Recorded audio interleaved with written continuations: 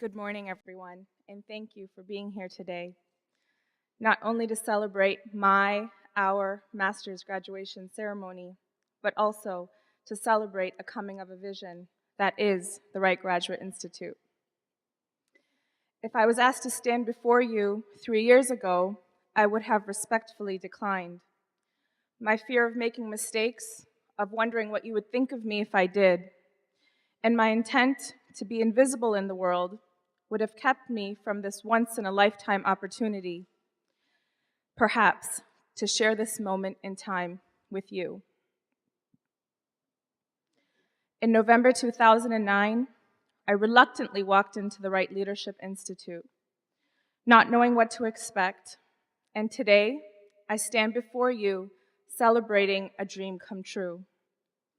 Not only the one that includes me receiving my master's degree, but also the one that includes me becoming a better Muslim, a better daughter, a better sister, mother, friend, and leader, a better human being because of what I have learned and what I have experienced right here over the past 3 years. At a young age, I was bombarded with messages that made me think that I wasn't good enough because of the color of my skin. As I grew, I was repeatedly given mixed messages. I was to become a doctor, but I was often told to stop studying because I was needed elsewhere. I was told to stop working and stop trying so hard. For if I didn't stop, who would want to marry me? I'd simply be too much. So I made choices. I made choices to make my world happy. I made choices to please people I loved. I made sacrifices against myself, rationalizing that I was doing the right thing. But I knew in my soul that I had a bigger calling, a bigger responsibility, and that I had a purpose.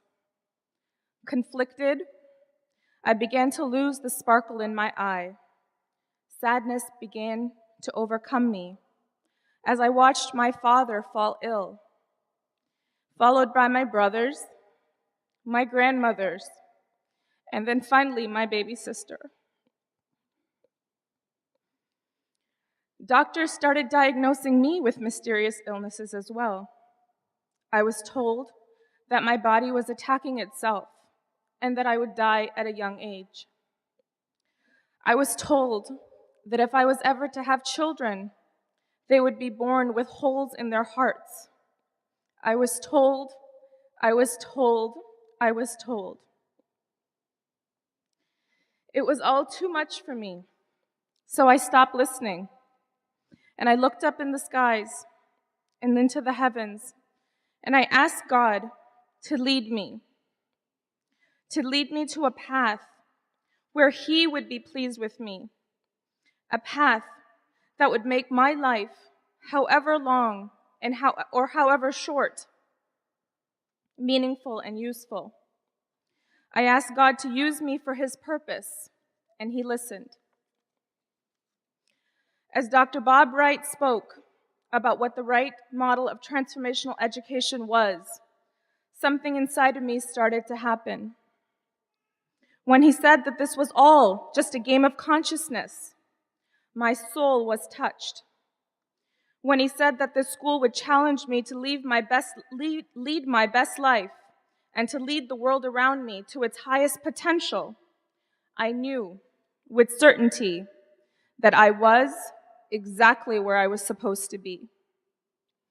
With 2 young boys under the age of 3 at home, as a stay-at-home mom, I decided against all odds that this was my time, that it was my time to put myself back into my life. So I did just that. Freud taught me how my defense mechanisms, my unconscious mind, was limiting my potential. Adler taught me how my family role and position influenced my beliefs about myself and the world around me. Maria Montessori taught me that moral starvation or spiritual disease was as fatal as the starvation of a human body. Carl Rogers and Abraham Maslow taught me that human beings are whole and complete as is, and have an innate motivation to move towards self-actualization. And most importantly, Dr. Judith Wright, Dr. Bob Wright, Dr. Michael Zwell, and Dr. Gordon Madlock taught me what no book could have ever taught me. They taught me how to believe in myself again. They taught me how to integrate knowledge that has been imparted upon me from the beginning of time. They challenged me to think critically about the choices I was making. They told me to ask for things when I wanted them and how I wanted them. They helped me cry, and they helped me heal. Then, they charged me to go out in my world and to make a difference. I could not be here today if I had not transformed my life and or the world around me. I could not have gotten this degree if I had not demonstrated and applied the knowledge and made a good difference in this world. Neuroscience validated all the theories and philosophies that I was learning. Methodologies such as the assignment way of living, name it to tame it, and Dr. Judith Wright's evaluating model gave me the know-how, the ability to observe, process, ground, and transmit my internal and external world started to become a way of life for me. They spoke and I listened. Actually, I absorbed, and I began to change. I was transforming, and I could feel it, and now I could see it. I began to learn about myself and how I came to be. I learned how to make every choice and every moment in my life matter, and I started to learn how to re-engage and redirect myself in order to actually move my life in the direction of my highest potential. Last year, I was being tested again for some new disease at Northwestern Hospital, and I was scheduled for another skin biopsy.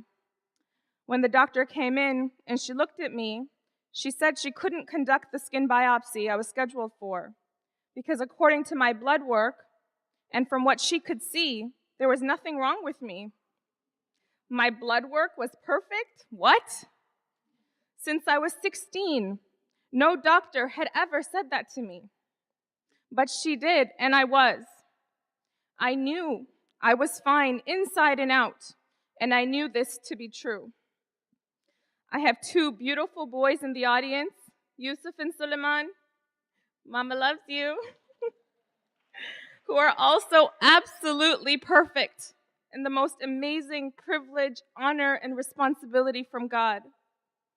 When I started my master's, I had told myself and my teachers that I was doing this for them. However, today, I know that I did this as much for me as I did for them. As I continue to grow and learn as a lifelong learner, as I shine my light, they too will also have a chance to shine and find their own light. I thank you, my teachers, my fellow classmates, my family and my friends, and everyone who is here today in the audience with us. Thank you for everything that you have done and continue to do for me. For my mom, who always wanted me to believe in myself, and for my dad, who never stopped telling me how much I was loved. I would not have been here today had it not been for each and every single one of you. Today, I believe in possibilities, and I commit my life to challenge others to do the same. United we stand, and in gratitude I strive. Thank you, Wright, for creating a path for those like me who want to live, really live, as long as I am on this earth, giving it my best shot. Today, I am comfortable in my own skin. Thank you.